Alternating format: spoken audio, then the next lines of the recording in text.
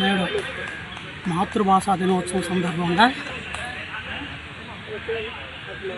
ముఖ్యంగా మన తెలుగు భాషను అభిమానించవలసిన గురజాడ అప్పారావు లాంటి మహానుభావులు అందరూ కూడా తెలుగు భాషను పిడుగు రామ్మూర్తి, గురజాడ అప్పారావు వంటి వారు తెలుగు భాషను పెట్టారు. ప్రపంచంలో 5,000కు పైగా భాషలు ఉన్నాయి. వీటిని 14 భాషా కుటుంబాలుగా విభజించారు. అందులో ఇండో ఆర్యన్ ద్రావిడ భాష అనేది ప్రపంచంలో ఎక్కువ మంది మాట్లాడే భాష. మనది ద్రావిడ భాషా కుటుంబానికి చెందినటువంటిది. భారతదేశంలో 162 భాషలు ఉన్నాయి. అందులో ద్రావిడ భాషా కుటుంబంలో మూడు కుటుంబాలుగా విభజించారు, 3 వర్గాలుగా. ఉత్తర ద్రావిడ భాష, దక్షిణ ద్రావిడ భాష, మధ్య ద్రావిడ భాష అని. అందులో మధ్య ద్రావిడ భాషా కుటుంబానికి చెందింది మన తెలుగు.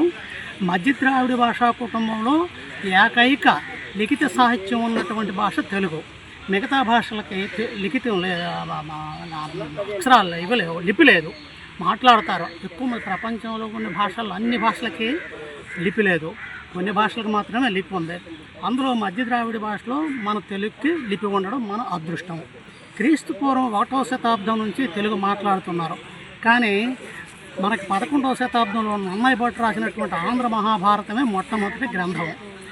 క్రీస్తు పూర్వం 1వ శతాబ్దానికి చెందినటువంటి అమరావతి స్తూపంలో నాగబో అనేటటువంటి శబ్దం మొట్టమొదటి తెలుగు శబ్దంగా మనకి గుర్తించారు. అందులో బో అనే అక్షరం తెలుగు మాట. ఆ నాగము అనే నుంచి నాగబో అనేటటువంటి శబ్దం ప్రారంభమైంది. అదే అమరావతి స్తూపంలో కనిపించింది మొట్టమొదట. తర్వాత 11వ శతాబ్దంలో మనకి 11వ శతాబ్దానికి పూర్వం ఏంటంటే కన్నడము తెలుగు కలిసి ఉండేది, ఒకటే లిపి. 11వ శతాబ్దం తాను ఏంటంటే 10వ శతాబ్దంలో తెలుగు శాసనాలు కనిపించినాయి. అందులో మొట్టమొదట శాసనం మనకి విజయవల్లభుడు రాసినటువంటి శాసనం మొట్టమొదటి శాసనం. అది కలమల్ల శాసనం అంటారు. కడప జిల్లాలో కమలాపురంలో దొరికింది మనకి. దాని నుంచి మనకి అప్పుడే తరువోజు పద్యాలు, తేటగిరి పద్యాలు, ఆటవెలక పద్యాలు మొదలైనటువంటి సాహిత్యం అంతా ఉంది.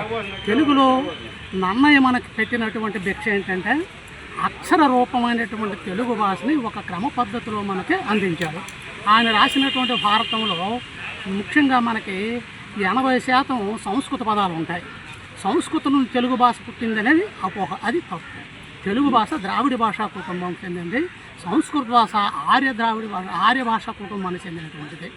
ఈ తెలుగు భాషలో నన్నయ్య గారు చెప్పినటువంటి అప్పటికి ఉన్నటువంటి అంటే పల్లెటూళ్ళల్లోనూ వీటిల్లో ఉండేటటువంటి యాస భాష మాట యాస తీసి అందులో ఉన్నటువంటి పదాలు అంటే తేటగీతి పద్యాలు, ఆటవెలగ పద్యాలు, సరువోజు పద్యాలు, మధ్యాకర పద్యాలు ఇవన్నీ కూడా తెలుగు ఛందస్సుకు సంబంధించిన పద్యాలు.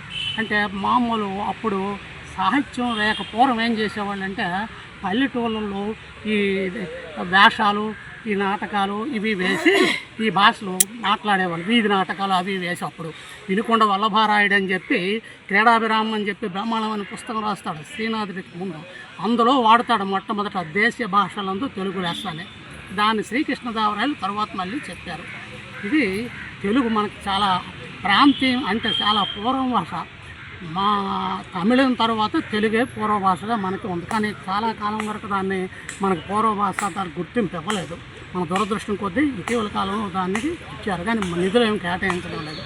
ఇది సమస్య. అంటే ఇటువంటి తెలుగును మనం చాలా చెప్పాలంటే చాలా ఉంది, మనకు సమయం తక్కువ. కాబట్టి ఇటువంటి తెలుగును మనం రక్షించుకోవాల్సిన బాధ్యత మనందరికీ ఉంది. మన అమ్మ భాషను మనం కాపాడుకోవడం మన కర్తవ్యం భావిస్తున్నాం.